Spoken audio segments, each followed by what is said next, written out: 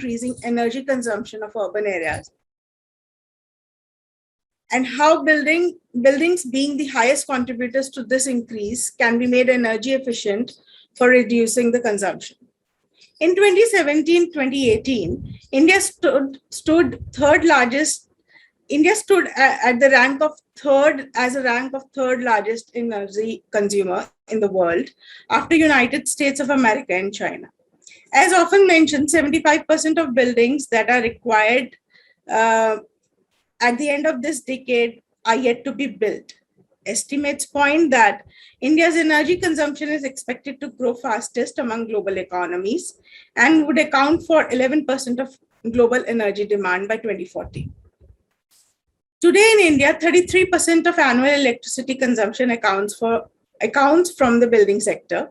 And if business as usual continues, it is set to increase the CO2 emissions by 10 times by 2050. So as a professional, the question that comes to one's mind is what can be done to improve this situation? Let us learn from our eminent experts who will discuss the concept of green buildings, their significance in climate resilience and mitigation, their benefits and components, and the role of national and local governments in promoting green buildings through policies and programs. The session will have two presentations followed by the Q&A and a feedback round. I would request all the participants to keep yourselves on mute, and if you have questions, kindly post it and experts will take them up at the end. Besides our eminent experts whom I will introduce shortly, myself, we have Ms. Shabna Shamanu, Ms. Himanshi Kapoor from WRI India team, and Ms. Vaishnavi Shankar and Ms. Ankita Mandal from NIUA team to support us at the back end. With this, I'm going to invite our first speaker, Mr. Dhilan Subramaniam, who is a senior project associate with Energy Program at WRI India. He works on projects focusing on carbon mitigation through energy efficiency measures and improving energy efficiency at various intersections of the society. He is an Indian IGBC accredited professional and a lead green associate accredited by United States Green Building Council. Today, Dhilan will be speaking on an introduction to green buildings for climate resilient cities. Over to you, Dhilan. Thank you, everyone, for joining me. So we're talking about green buildings today. So I'm very much glad that we are talking more about green buildings these days. And I'm very much excited to talk more about green buildings and the benefits of green buildings, importance of green buildings, and how it can really help cities to make them more resilient and smart. So we'll go straight to the module outline. So these are sections we will be covering under this session. We'll be starting with the building scenario globally and India. So we'll be talking about green buildings and their benefits, climate resilience of green buildings, design and construction features of green buildings, renewable energy in green buildings, barriers to green buildings, and policy aspects of green buildings as well. So that part will be very useful for the audience here, I believe so. So I'm pretty much cognizant of the time. I have only 30 minutes and we will have to finish this, and we have a lot to cover as well. So I'll start with the global scenario. So the global scenario is that, as Prerna mentioned before, like one third of the global energy demands come from buildings globally, and 1/4 of the global GHG emissions also comes from buildings. It's a huge number when we consider other sectors as well. So if the current pattern continues, it's very much likely that the carbon emission from the building will become double by 2050. So that's something we have to be very cautious about. But nothing to worry about. The good part of it is that like one third of that energy can be reduced if we implement sustainable design practices and construction practices. And when we are coming to the Indian scenario, situation is not very different. Rather, I would say it's a bit alarming because, as Prerna mentioned before, 75% of the buildings are yet to be built. So in that way, we can say that like we have that opportunity to make sure that we are building sustainable buildings, green buildings, and make sure that we will reduce the greenhouse gas emission of these buildings going forward. So again, by 2050, it's going to be 10 times increase in carbon dioxide emission is going to happen by 2050. So now we will talk about what a green building is. Like I'm quite sure that most of us would have some sort of a discrete idea about what a green building is. You might have heard about green building somewhere. I'm very much sure about that. But let us see how it's formally defined by GRIHA. So a green or sustainable building defines constructing healthier, more energy efficient and eco-friendly buildings. A green building uses less energy, less water and natural resources and creates less waste and is healthier for people living inside compared to a standard building. So that's how GRIHA defines green building. And the next important question that we will have to answer, and probably the main reason why we are having this session is that why green buildings? So we will talk about the benefits of green buildings. So like as a, so let me put it this way. We can say that like we can always build a building with a very what should I say, like without caring the nature at all, using a lot of exploiting the natural resources while constructing, without caring on how it contributes to the urban heat island and how it affects the water efficiency, water management, and we can always build it like that way. But then we have green buildings where we have the flexibility, we have the luxury of building it in the most efficient way. We can build it in such a way that we can make it energy efficient, water efficient, and can improve the indoor environmental quality of those buildings, which will always improve the productivity of occupants and can help improve the health and well-being of its occupants as well. And as you can see on the slide, it's always it has got its own associations with the Sustainable Development Goals as well. So all those sustainable development goals associated with climate actions, resources and circularity, health and well-being are some way related to green buildings in one way or the other. So let us dive a bit more deeper. So talking more about benefits of green buildings at different scale, we have benefits scaling from an individual scale to a city scale.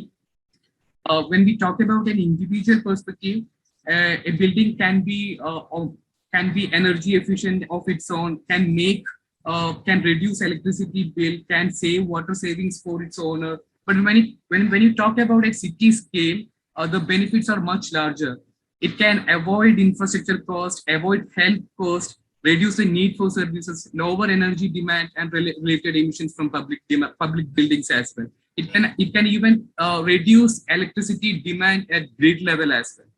So we will now detailedly talk about the benefits of green buildings. We will start with the carbon dioxide reduction potential of green buildings. So green buildings promote less embodied carbon with significant upfront carbon reduction. Not just that, so if we focus on efficient design features to decrease energy usage for lighting and thermal comfort, we can always make sure that the building is consuming less electricity and thus by savings electricity cost as well. So according to the World Green Building Council, it says that certified green buildings can achieve energy savings to the tune of 40 to 50% in India. So this is a significant amount when you compare what you are paying for electricity bill, and if you can make a savings of 40 to 50% only because you have incorporated sustainable design and construction practices, is significant. And the other CO2 reduction aspect is that on-site energy generation from renewable sources helps to reduce CO2 emissions. So most of the green buildings will have rooftop solars. We encourage them to integrate rooftop solar so that the building can become energy resilient as well it can contribute to reduce CO2 emissions as well. So benefits of green buildings in terms of health and well-being. So this I have already mentioned before. People are 40% more likely to have asthma due to living in a home with inadequate ventilation. Not just asthma, there are other related diseases as well, like developmental issues, productivity issues, reproductive issues. All those problems can be there if your buildings are not good enough. But with green buildings, you can always make sure that the building is providing a very improved indoor environment quality, and with that improved productivity as well as health and well-being. It also restricts the ambient air pollutants to enter the indoors and limits pollutants emitted by the indoor sources as well. When you talk about resource and circularity, we are living in a world where the resources are increasingly becoming scarce. So green building follows the principle of using sustainable materials for construction. They always make sure that reused, recycled content made from renewable sources, they always prioritize those construction materials over the conventional construction materials for building construction. So sites are always sites are always developed in such a way that they make very less impact to the nature, and in such a way that it creates less pollution and less problems to the nature. Sites are developed, as I mentioned earlier. Sites are always developed to reduce heat island effect as well, manage on-site water and preserve natural habitat. Green buildings use water efficient fixtures and rainwater harvesting system to save 20 to 30% of water usage compared to the conventional buildings. So so as you can see on the slide, there is a table here which shows that what all could be the secondary raw materials that we can use along with the primary resources. So this will help us to reduce the usage of exploitation of natural resources, and can make sure that we are using recycled content. So apart from all these benefits, we do have financial, as I mentioned before, we have financial benefits for green buildings as well. So 50% of monetary benefits will be possible if we with green buildings, increased value of the property, reduced operational and maintenance costs, cost savings from reduced waste generation, etc. So let us now see what are the green buildings and climate resilience. What are the aspects related to climate resilience of green buildings? Because of their long lifespan, buildings are continually subjected to physical climate risk. Climate impacts can negatively affect a building's safety, habitability, and financial performance, such as extreme precipitation. We have already seen that in Kerala and other parts of the country as well. A lot of buildings have got demolished during the 2018-19 floods. So according to World Bank analysis, the overall net benefits of investing in resilient infrastructure is 4 times the investment. So let us see what could be the impacts of these climate events on green building, on buildings commonly. So structural failure of buildings is one of those impacts. Structural failure of building components, water damage to building contents, possible contamination of interior of building from sewage, soil, and mud. We have seen this in a large scale in Kerala in the last 2018 flood. So what are the solutions? As I already mentioned, green buildings will be taking care of most of these recommendations, and they will be resilient of its own. So site selection is very important. We have to make sure that no buildings are being constructed in those places where climate events can take place. So this is a very important aspect. All cities can make sure that because the cities have, local self-government bodies have that power with themselves to make sure that no illegal constructions are not happening in unauthorized sites. So use of porous pavements is extremely important to make sure that efficient water management is happening during rainfall. Flood resilient design and constructions are also very important. So I'll talk about one example here. So this is one example that got featured in Kerala, featured in UNEP report. This building is situated in Kerala only. So here the pillars have been constructed from treated bamboo. along with mud tiles, coconut shells.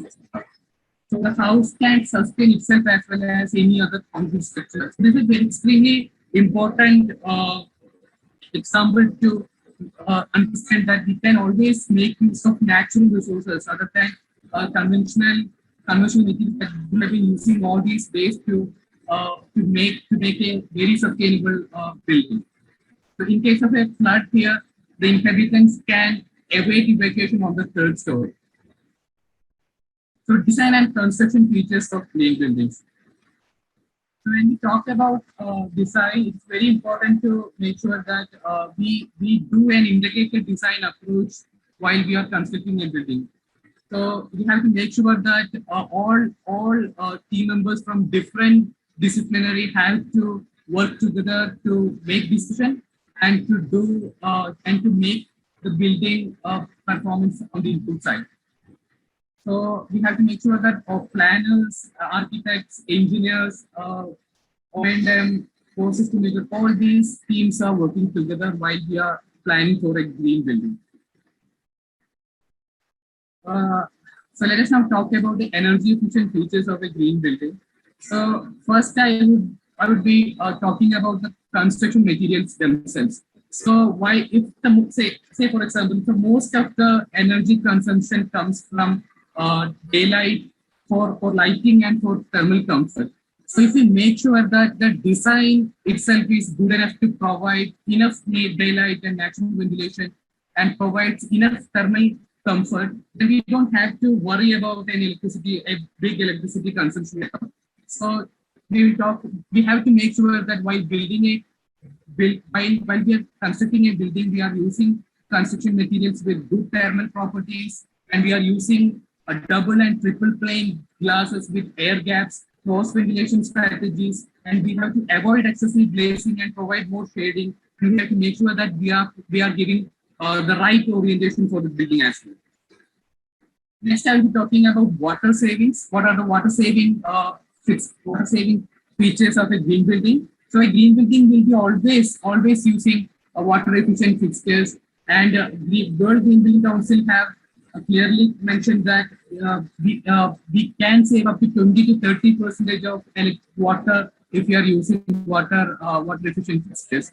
Not just that, not just water fixtures. We have to make sure that we are doing rainwater harvesting. We are doing we are recycling the grey water, and we are doing every bit of saving water in all possible ways to make sure that our building is water efficient.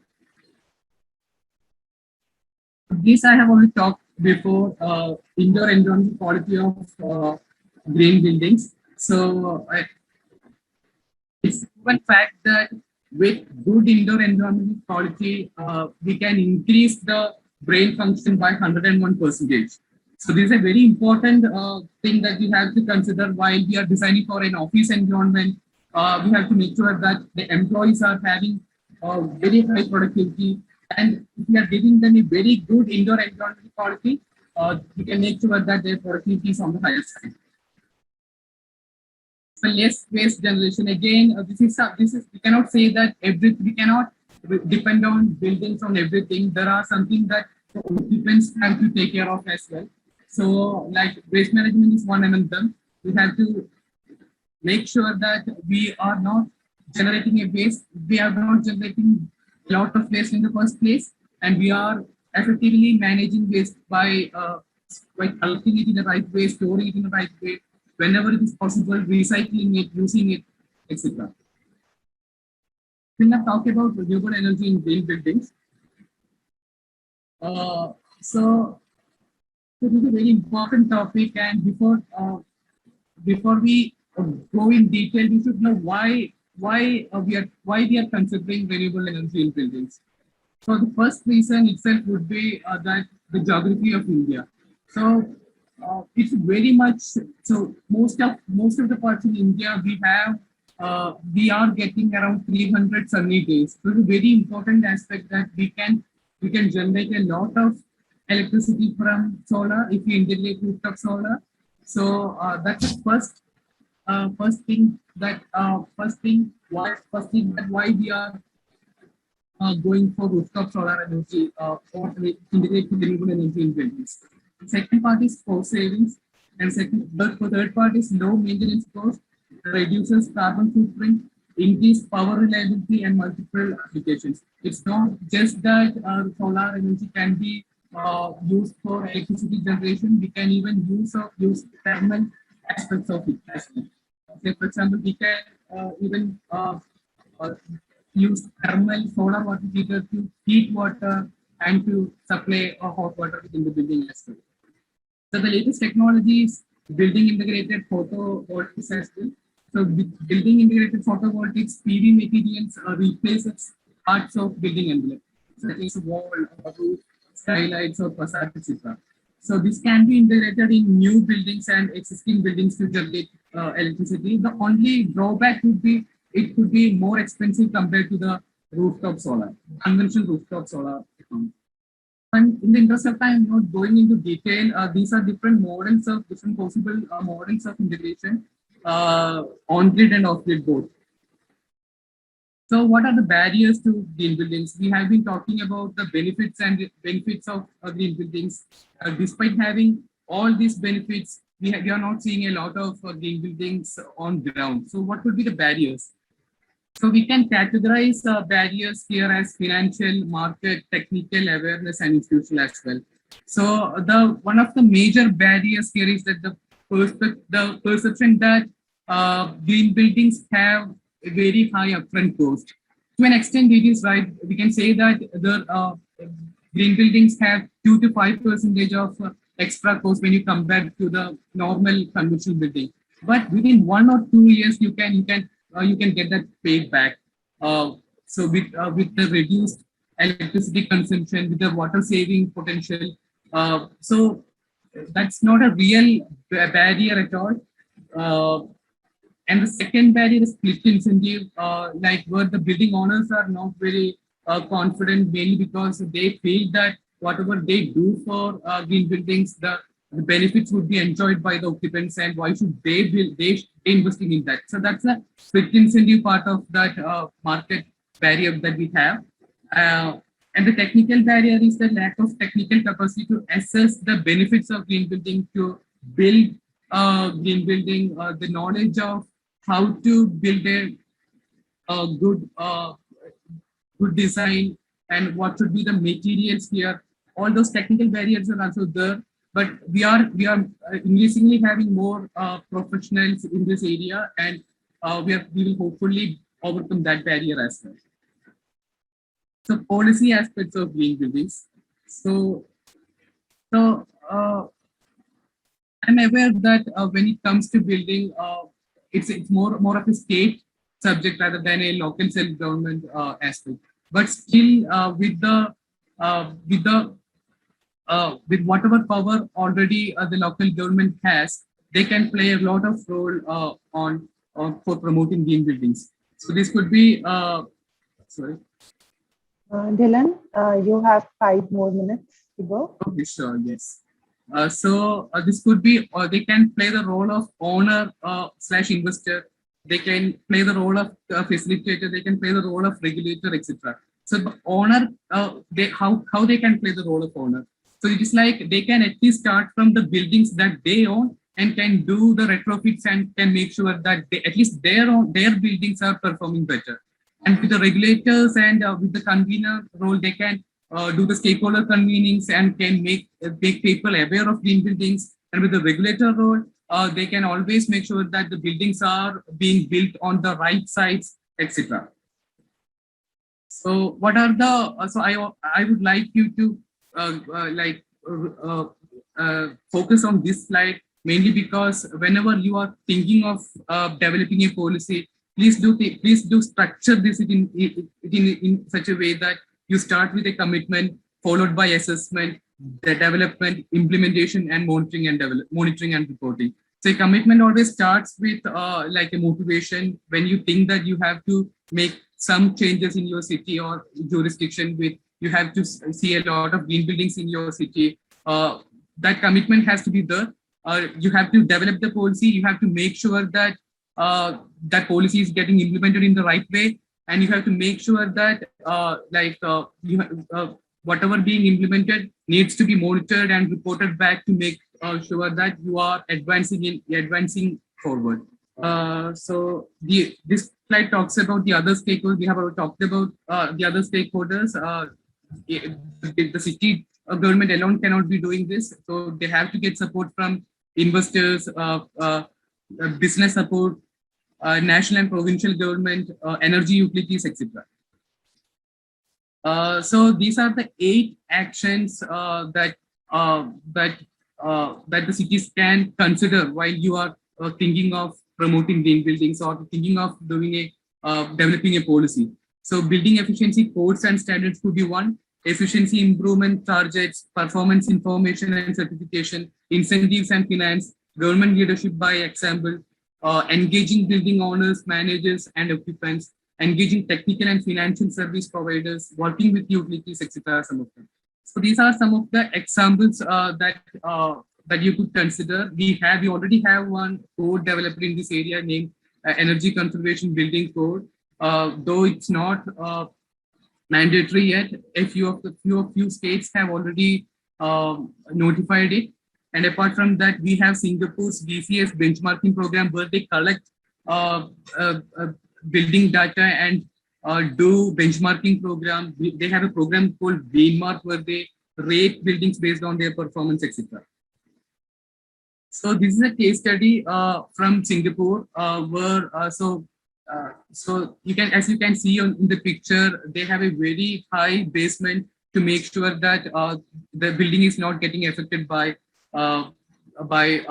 flood. So for the last 50 years, Singapore has been affected by flood in a very severe way, but they have developed policy and programs to make sure that, and they have made some stringent restrictions to make sure that the buildings are having certain design criteria to overcome these flood and other climate events. So when you talk about certification programs, we have different certification programs. You would have already heard about these certification programs named Griha, LEED, IGBC, WELL, EDGE. These are all certification programs. It's not necessary that you have to certify your buildings to make sure that your building is performing in a right way. You can always build your building in the most sustainable way and can enjoy all the benefits of green buildings without even certifying it. When it comes to codes, I have already mentioned that we have Energy Conservation Building Code and Econima Samhita. The first one is for commercial building and Econima Samhita is for residential buildings. So this is being developed by BE. So so that's it from my side. So I knew that I was on a very I had to rush to complete this because I had to cover a lot of steps. I hope it's okay with the timeline that we have. Thank you, Dylan. This is good, and thank you for keeping the time. This is an insightful presentation, and during the Q&A round, if anybody has any questions, any clarifications, they can actually unmute themselves and or type it in, and we can discuss during the Q&A round.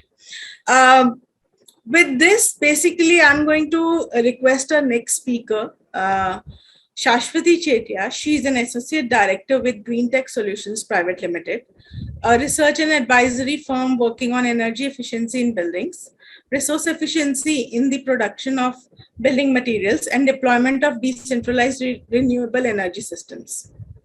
Shashwati is an architect and an environmental planner by training.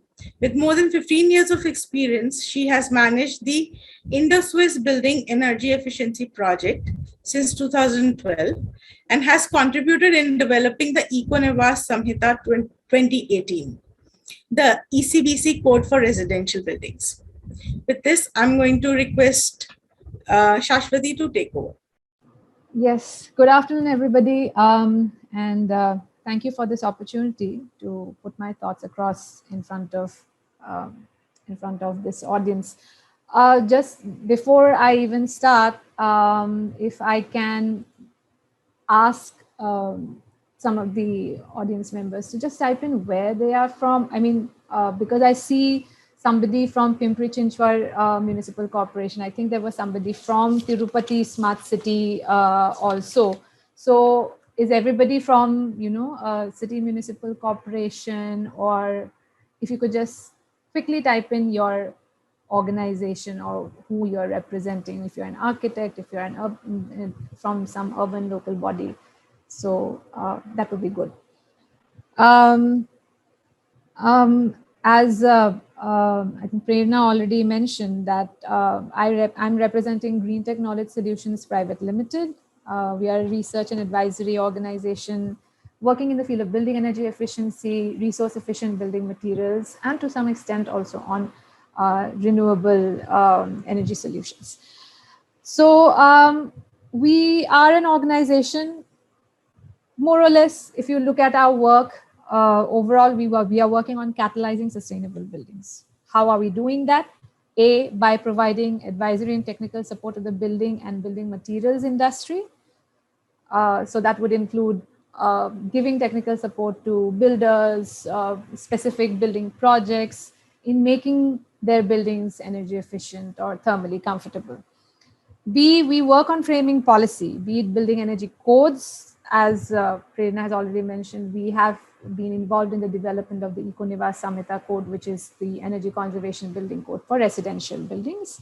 We have done that, as well as been involved in development of a label, an energy efficiency label for bricks, for walling blocks and bricks, which again was launched last year by the Bureau of Energy Efficiency, and work on actually deploying it is going on. 3, we also assist states and cities in policy implementation, both in the area of buildings, building energy efficiency, as well as more efficient material manufacturing. And 4, we also take up research and capacity building activities. So frankly, in both the buildings as well as the building materials sector, we are looking at the overall work on these aspects. Now, this session on climate change and cities, and since this this particular session is on really green buildings,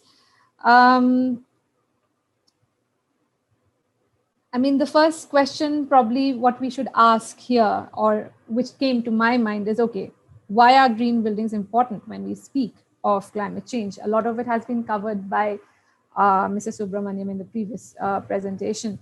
So we are, we need buildings that use resources better. So meaning more efficient use of resources, less energy intensive resources, and buildings that waste less resources. Resources, you could mean, water, building materials, any kind of waste that is generated inside in the building. And when we are talking about buildings, energy is also one of the major resources, and that, frankly speaking, is a major area that I work in. So yes, I'll be speaking more about the energy and the comfort part of it than the other water and waste aspects of in buildings. So again, when we are talking about green buildings, we are talking about buildings that are energy efficient, buildings that have less energy demand, hence they use less electricity, and that energy is clean, basically derived from renewable sources.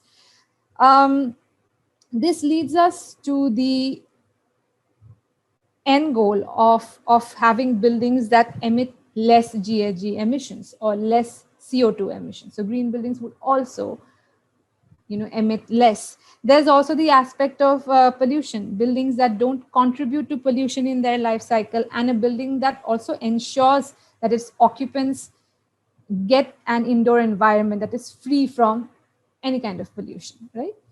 And this leads to a good health and better productivity and general improvement in livability. So a green building needs to do all of these things. This is what a person staying or working inside a green building would expect out of it. And residential buildings are key in this whole conversation of, buildings and climate change. Residential buildings, they constitute the largest chunk of our construction share, our building construction share, really. Thus, their consumption of resources is huge. And they also consume a lot of electricity. They are already consuming 25% of electricity currently. And soon, with the added built up area, as well as more affordability of people, the residential buildings will soon become the largest consumer of electricity. Plus, which buildings need to be healthier and more livable than your homes, right? And right now, especially with the COVID pandemic, you need to ensure that at least your home becomes, is a safe, healthy space, which right now it becomes very, very important to also see that your homes also do not contribute too much to the whole, climate change effects. And as I said earlier, our homes will be consuming more and more electricity. And a major reason for this is the use of air conditioners for cooling. Now, let me show this with this example from Delhi. In May 2019, Delhi registered peak loads that were almost 25% higher than at the same time in 2018, which were under the same weather conditions, right? These loads are way steeper than the estimated increase in the number of consumers. And these indicates that there has been an increased use of AC. So of course, we are, our access, our affordability of air conditioners has increased, and so our use of air conditioners has also increased. Another aspect to this, it's not just the electricity that the electricity demand has been increasing, but the other aspect is that is the rising nighttime peak demand. So in 2019, by mid-May, nighttime peaks were as much as 20% higher than the daytime peaks. This underlines the impact of residential AC use.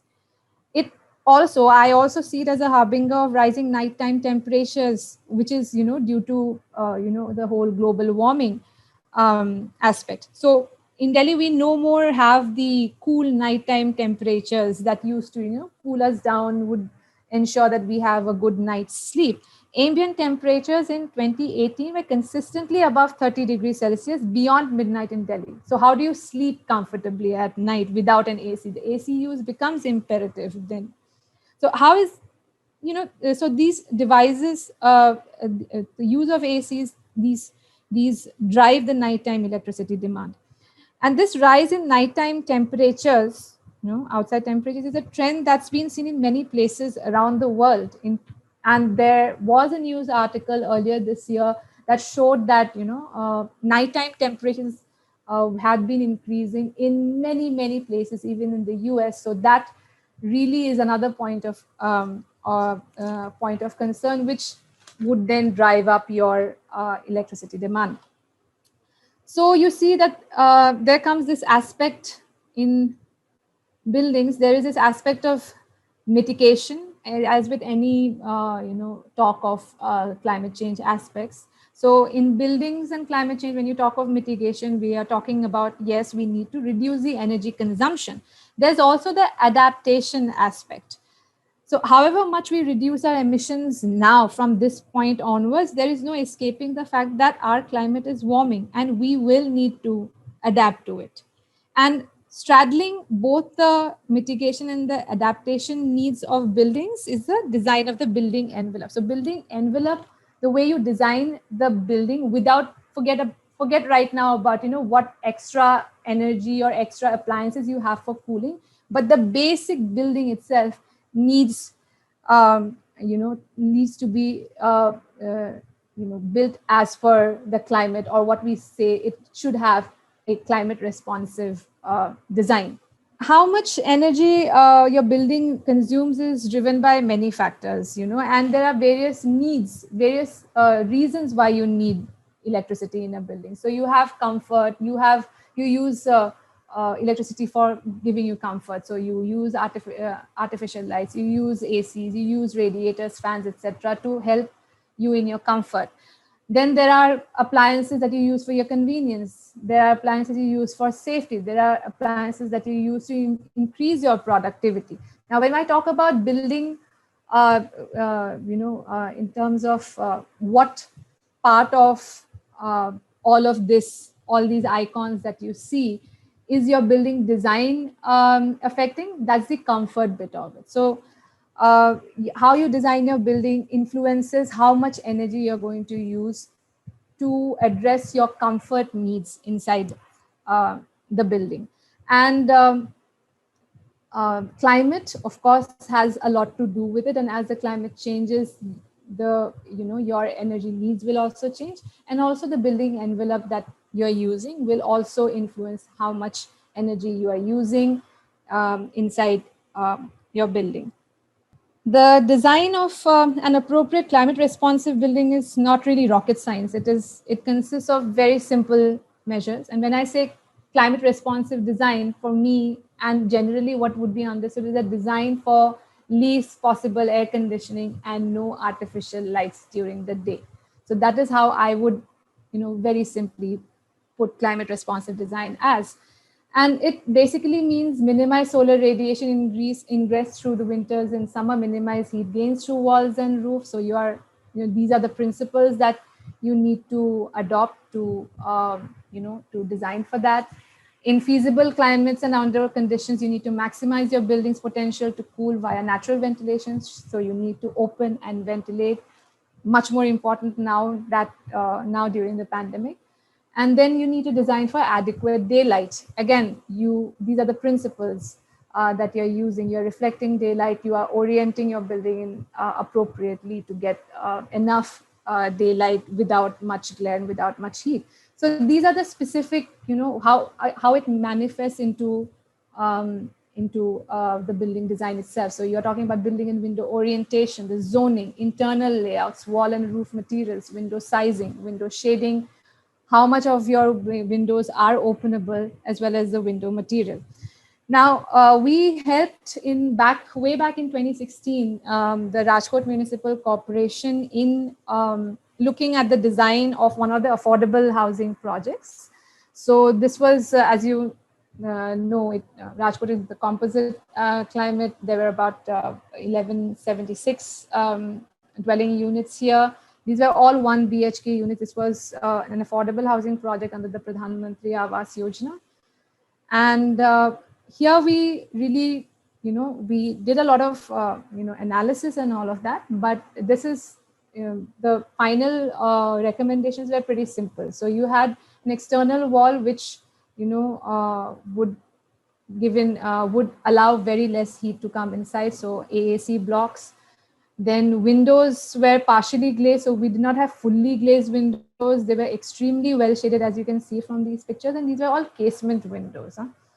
So there you also have the potential of very good ventilation inside the houses because of the casement windows.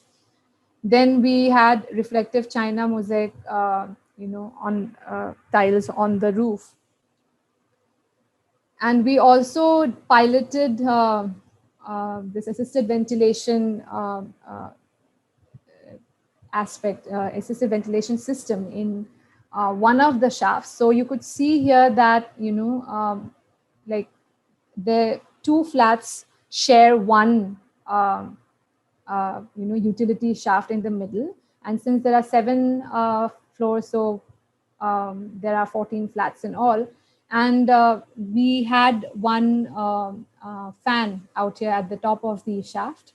So even when there is no wind, and this is a low energy fan, okay? So once you have this fan running, then, a negative pressure is created in this shaft.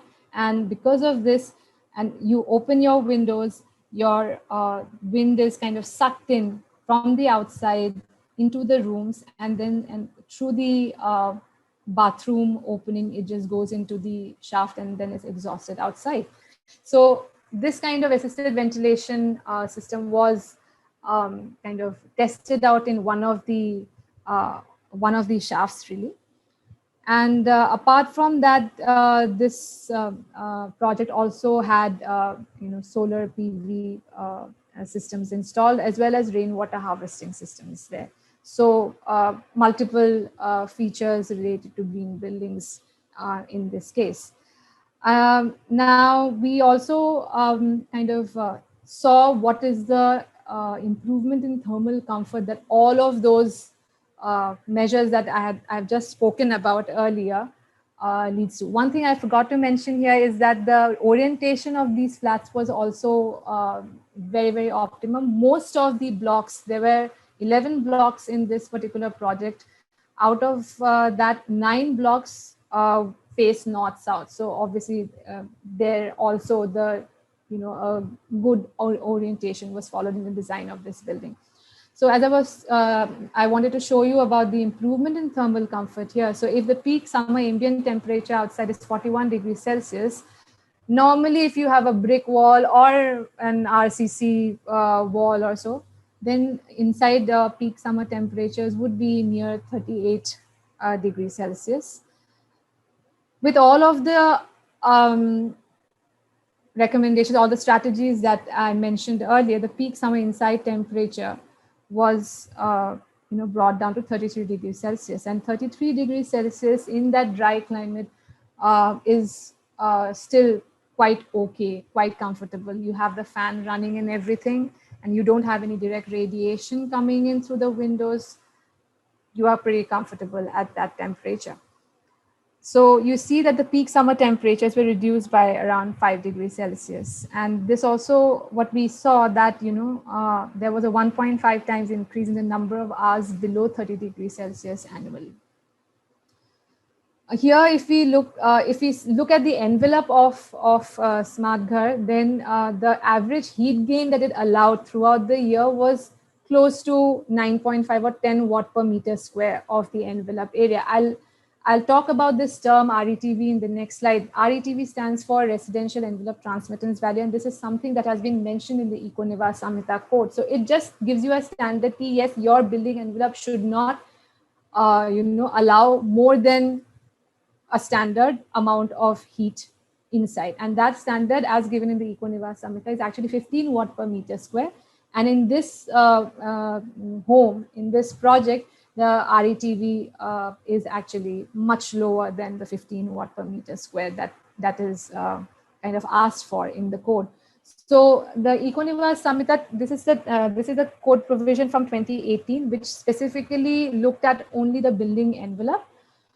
So the code provisions are very, very simple. You have code provisions for natural ventilation, for daylight, and the heat gain and loss through the roof, as well as the walls and windows. So it says that for natural ventilation, you need to have a minimum openable window to floor area ratio. And the numbers are given in the code with respect to the climatic zone. For example, in the hot, dry, and the composite climate, you will need to have minimum openable window to floor area ratio of 12.5%. This percentage increases in the warm, humid regions. So there it is 16.6%. For daylight, the code provision is again pretty simple. Minimum visible light transmittance of the glass. There has to be a particular VLT that you should adhere for with respect to window to wall area ratio. And as far as the heat gain provisions are concerned, for the roof, there is a maximum U value that is asked for in the code. And as far as the rest of the envelope is concerned, that is the wall and the windows, I have already mentioned in all the hot climates, we have this residential envelope transmittance value, which limits or sets a standard for how much maximum heat gain should come in through your walls and windows, and no more than that. For the cold climate, we have a maximum U value provision. Now, this is what, us GKSPL have been involved in as regards, in terms of working with very closely with a city government or city official, so to say, municipal corporation, and what it led to. Now, 2016 was when we did the project with the Rajkot Municipal Corporation. And we had also done some design guidelines for warm, humid, and hot, dry climates. And based on that, a lot of the learnings from those exercises really were manifested in the EcoNeva Summit at 2018. But what are the things that, while we are looking at implementing building energy efficiency at a larger scale, what are these things that are challenges or are working or not working? So this again, in the previous presentation by Mr. Subramaniam, this was already there, and I think WRI and NIUA already have a document which looks at this very well. So in my opinion, in my view, basically, there are three things that are happening. I will put them in these three bunches, really. So you have regulation, where you are saying, okay, this code is there or something else is there, and we mandate it somewhere in this jurisdiction. So that is one way of doing it, where you're mandating it, right? And then you are also incentivizing or facilitating. Now, incentivizing and facilitating, can happen by, various means. I'll come to that in a different slide. And then also there is also the way of, demonstrating and capacity building. So all of the above three have kind of used these policy drivers over the years. So in National Building Code, we have, a chapter on sustainability that has been included. Then obviously we have the Energy Conservation Building Code for commercial buildings, ECBC by BE. Then we have the EcoNeva Samhita for residential buildings, part 1 released in 2018 on building envelope, and part 2 in 2021. Just recently it was released, which is on the electromechanical system. So you have these building energy efficiency codes. The one on the left is the residential code on the building envelope. In the center, the one in the center is the residential code part 2 for electromechanical and renewable energy system. And on the right, you have the ECBC for commercial buildings.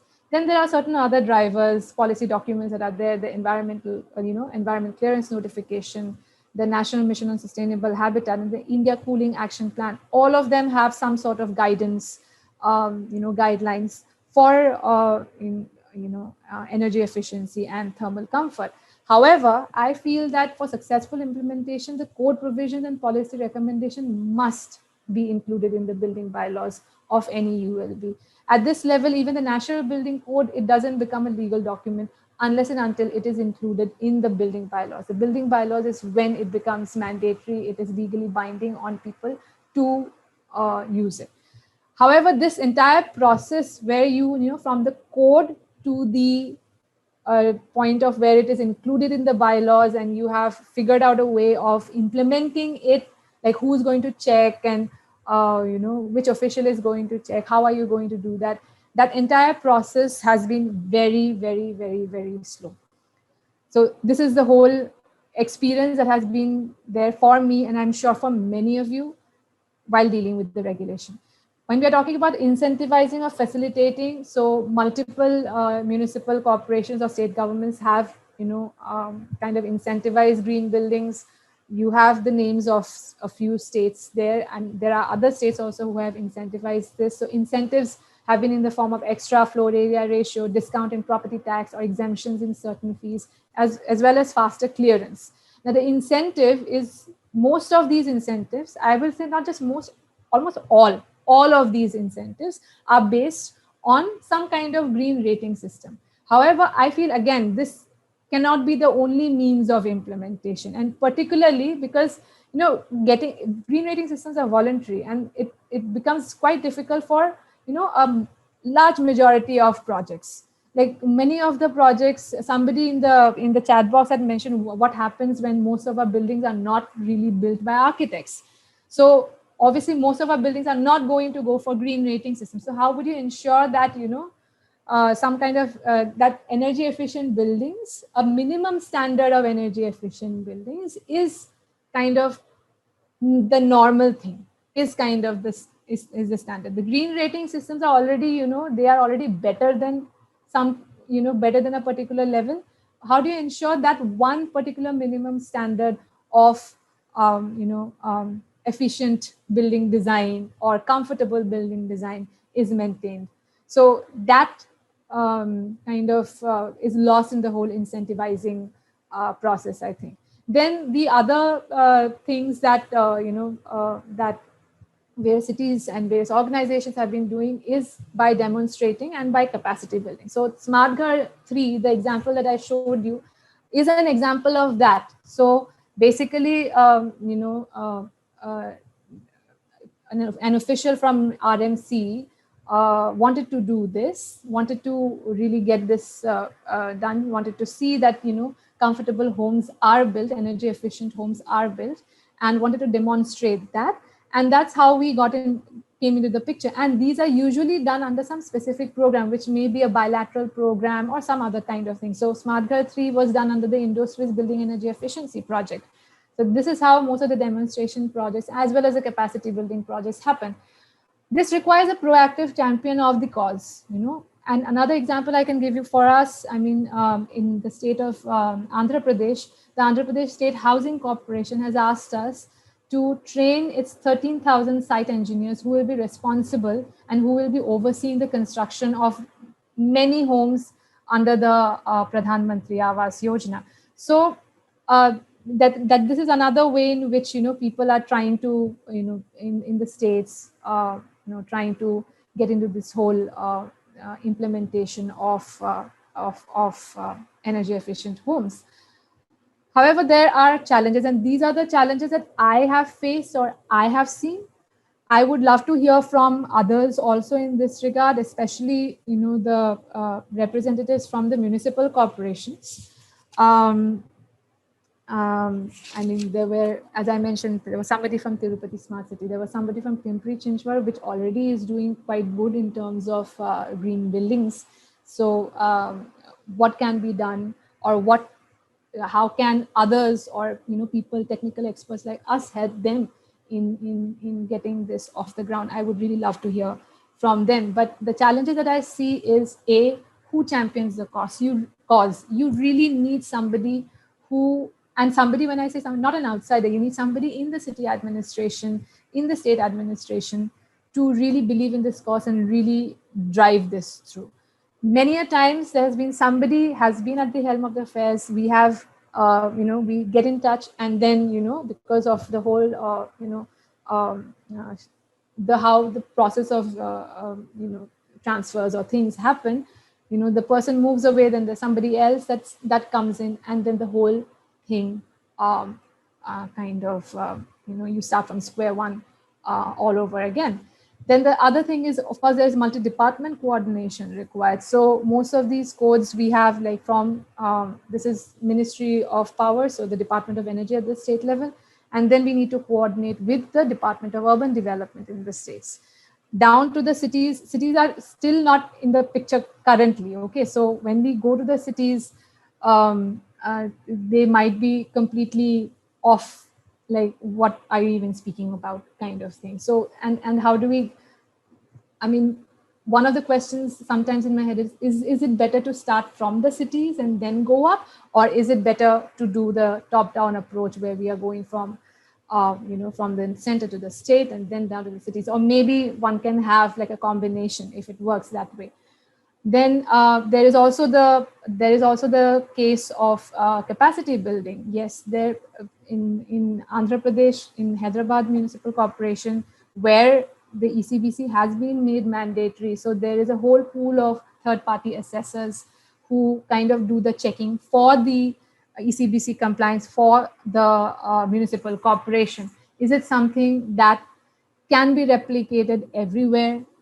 So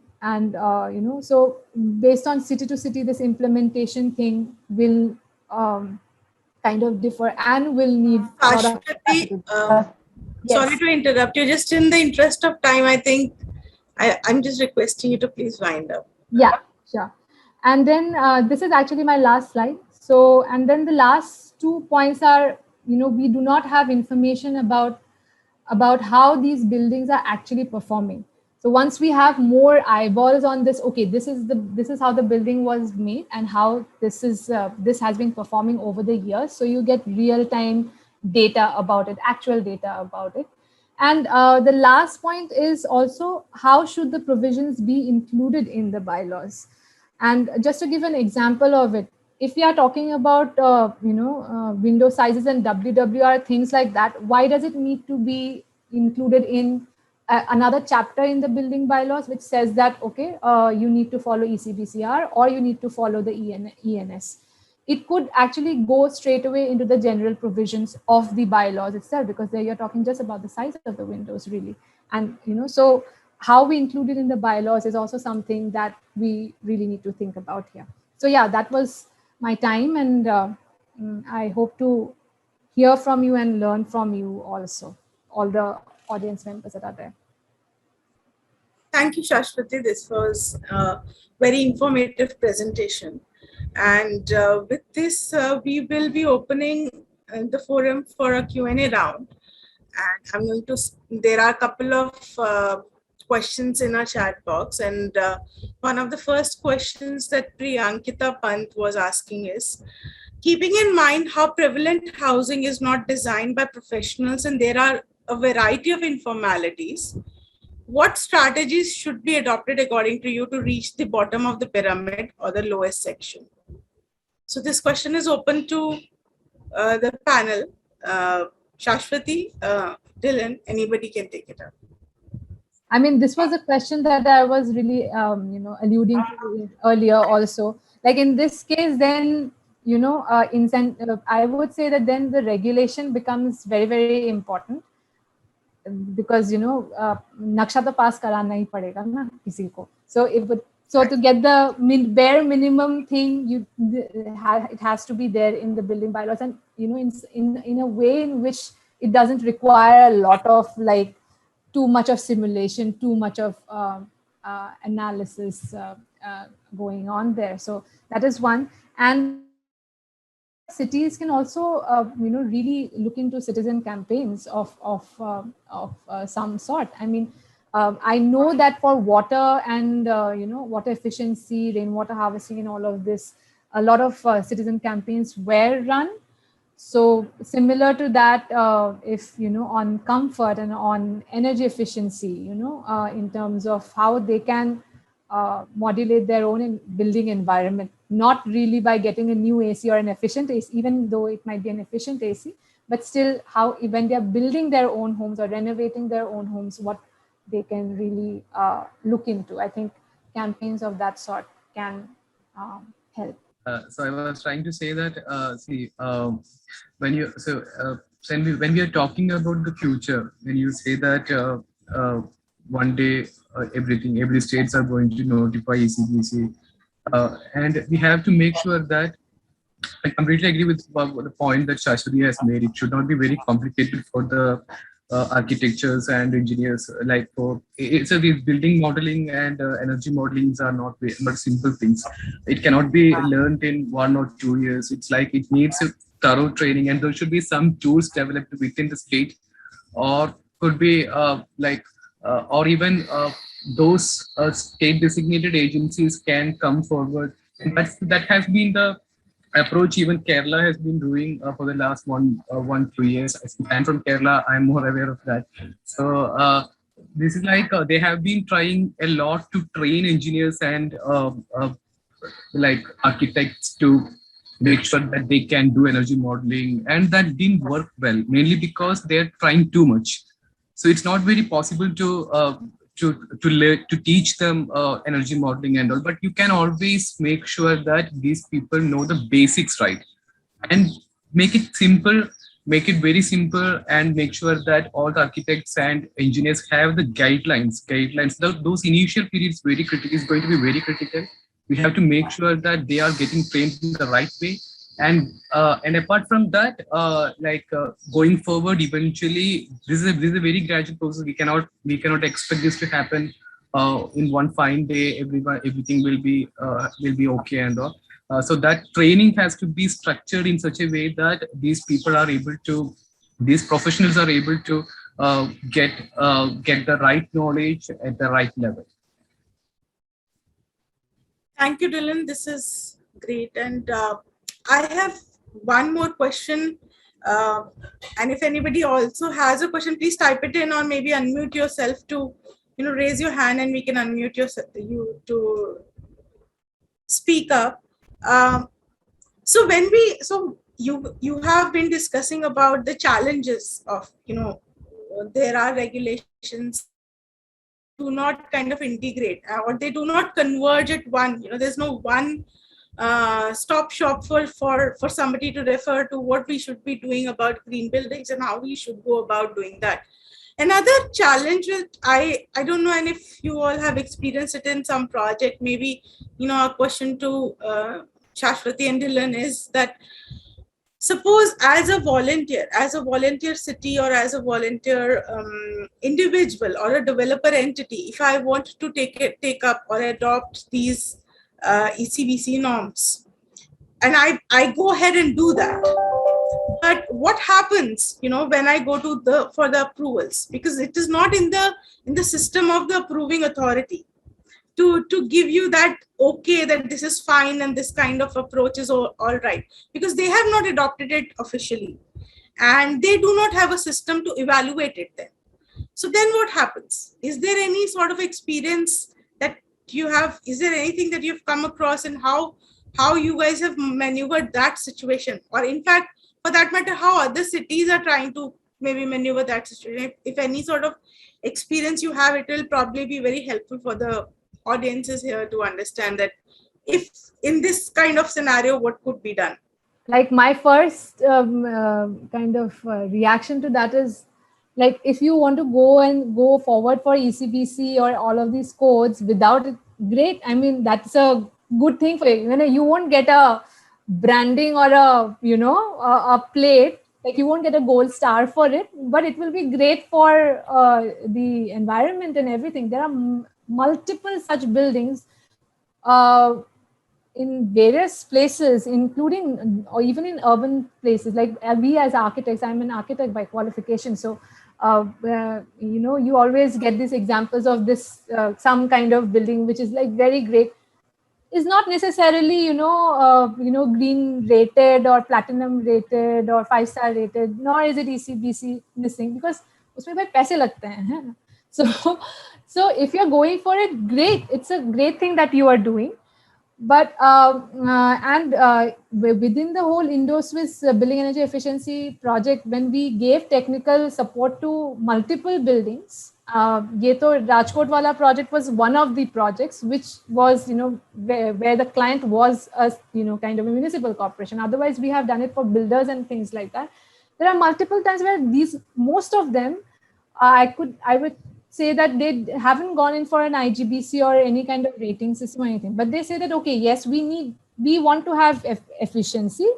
If the benchmark is like ECBC or anything, the benchmark could also be something like, okay, you green rated buildings say you are better, or you will at least achieve the standards of a green building rating, even if they are not going in for the certification. Okay, so there is the whole a convincing argument ho jata that you will be doing great, you'll be doing as well as those buildings, even if it is not this thing. So in fact, if there are people, like the example that you took, if there are people who really want to do this, actually that is the best thing, where you are not you're not dangling a carrot, they really want to do this. So I think there it is not a problem at all. And how to do it, I mean, whether it was IGB, even if they were going for an rating system, or if it was mandated by their municipal authority or not, they would still need to have help from an architect and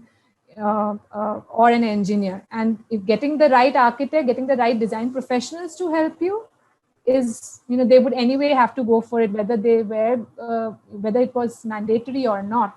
So I mean, that is my response to that. I mean, if we get people like that, so much better. Right. And you think that authorities will not have any issue if anyone comes up with a proposal that includes all of these considerations? No, see, the authorities will not have a problem as long as it is not in conflict with any of the other things that are there in the municipal corporation. So it should not be against the fire norms, should not be against the structural norms, nothing of that sort. If you are adding something to it, I don't think anybody will, as long as it's not in conflict with any of the existing bylaws, it should be okay. Okay, thanks so much, Shashwati. Dylan, do you want to add to this, or No, nothing to add to that. Like, say, as you rightly mentioned, if someone voluntarily uh, comes up with such an idea that he or she has to build sustainable building, I think they will find some way to build that.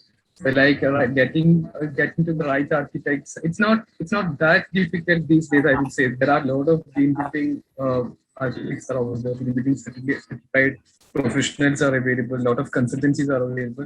And even without that, all those professional accreditations, I believe that most of the architects now, they are not getting that opportunity to. They want to innovate, they want to put forward sustainable ideas. But the problem is they are not getting that right sort of clients. So if the client is, of course, ready to build such sustainable buildings or green building without certification, of course, there are millions of ways to do that. Thank you so much, Dylan. I think with this, we are going to move to our last round, which is a feedback round. I'm going to invite Ankita Mandal from NIUA to go ahead and conduct the feedback section. Ankita, over to you. Thank you. I hope I'm audible. Yes, you are. Could you please also turn on your video? Sorry, I have to share my screen. Yeah. Is my screen visible? Yes, it is. Great. So thank you all for coming to this session. This is a quick participant feedback survey that will help us in aligning our future sessions. So we would request you to log in to www.menti.com and use the code 18964988 to log in, and we'll give you a couple of minutes to do that. You can log in via your phone as well. All right. So as we log in, there are a couple of quick questions. The first one being on a scale of 1 to 5, 5 being the best. How would you rate the session on the following parameters? Relevance and usefulness of the content, ease of understanding, Q&A session, and interaction with the speakers. So I believe some of you will still be joining. We will still be logging into Menti. The code is displayed at the top of the screen in case you have missed it in the first one.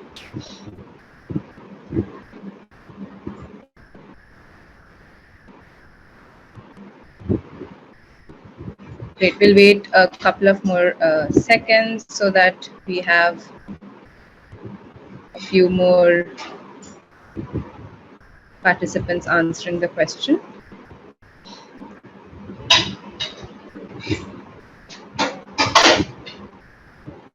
Great. So the next question is about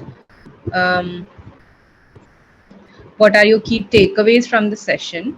This is you can type in your answers as to what were your understanding, what were your key takeaways from the session.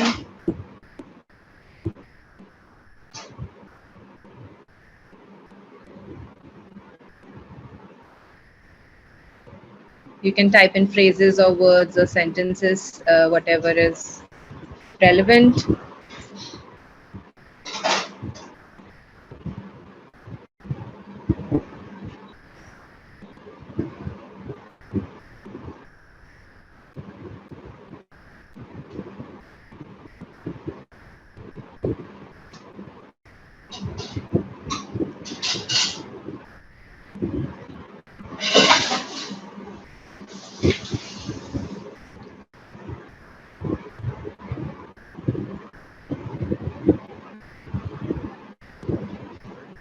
This might take some time as you have to type in your answers. So we'll wait for a few more seconds and go to the next question.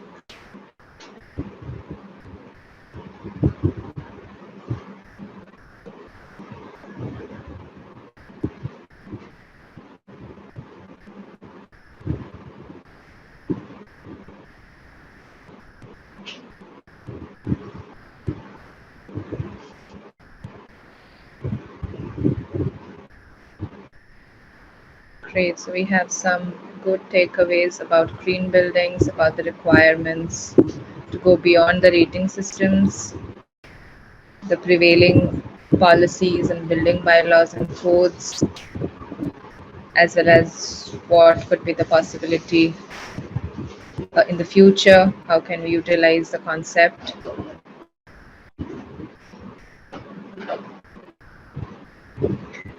Great. Going to the next question, you can keep filling in your answers.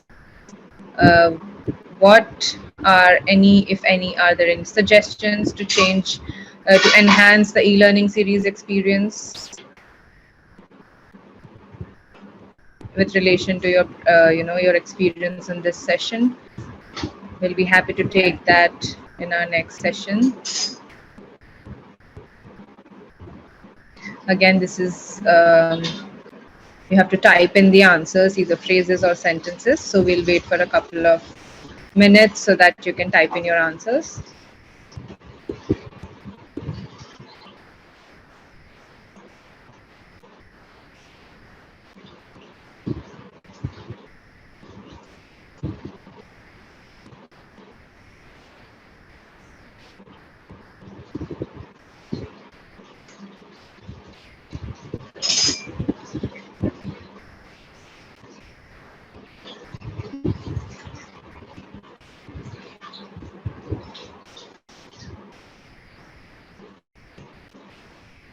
Thank you. I'm getting a couple of suggestions about probably more focus on case studies,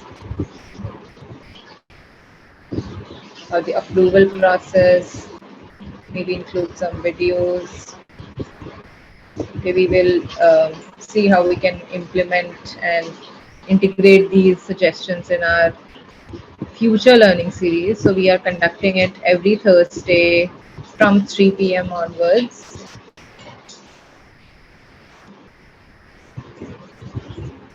The series will end in September. So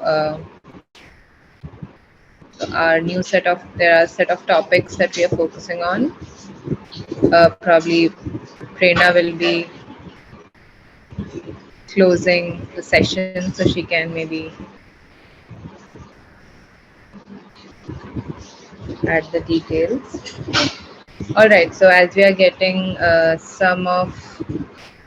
so there's a question here. So we have got some of the suggestions. Maybe we can wrap up the session. You can keep typing in your answers. Thank you all for participating in our feedback. Prerna, over to you. Thank you, Ankita. With this, we have come to an end of this session, and I would request everyone to join us for our next session, which is scheduled on the 12th of August, and the session title is Innovations and Climate Change. I would request everyone to please register, keep a watch on our social media, LinkedIn, and Twitter and other platforms. We have the details also on WRI India portal as well as NIUA portal. So kindly register yourself for our next session. Thank you so much for joining us today. Thank you, everyone.